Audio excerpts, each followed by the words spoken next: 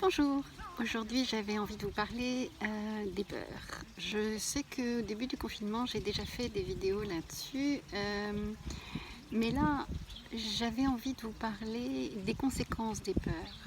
Les peurs qui vont amener dans un hyper contrôle, une hyper maîtrise des choses, dans l'illusion que dans cet hyper contrôle on va se rassurer.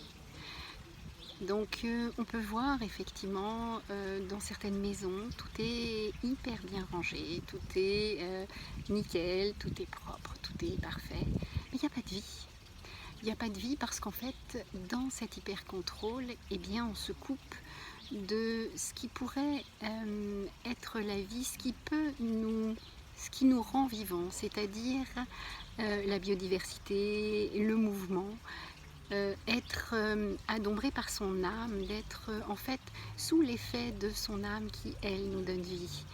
Donc on va se retrouver à essayer de contrôler les choses, de penser qu'on a une action sur les choses, qu'on peut se rassurer par cette hyper-maîtrise et cet hyper-contrôle. Alors qu'au contraire, en fait, on se retrouve à ce que ce soit addictif, et plus on va être dans cet hyper-contrôle, et plus on va en avoir besoin pour nous donner cette illusion d'être rassuré.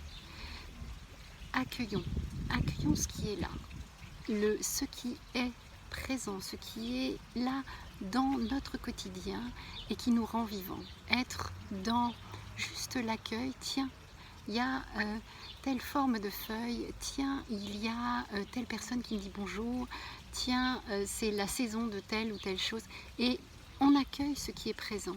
Et il y a du désordre, mais oui, il y a du désordre dans la maison, parce qu'il y a une vie dans cette maison.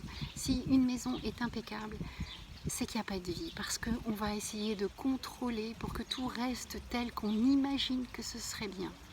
Et pourquoi ce ne serait pas bien autrement? Et une maison qui vit, c'est une maison où les choses bougent, les choses changent, les choses évoluent, les choses traînent de ci, de là. Et oui, et puis les choses sont un petit peu moins propres de ci, de là. Mais oui, parce que ça vit. Donc accueillons la vie dans nos maisons, accueillons la vie dans notre vie. Donc je vous invite à être dans cet accueil et puis de voir petit à petit comment les choses évoluent et comment les choses se passent. Voilà, bien, je vous souhaite une belle journée. Vous pouvez me retrouver sur YouTube, Instagram et Facebook. Merci, à bientôt.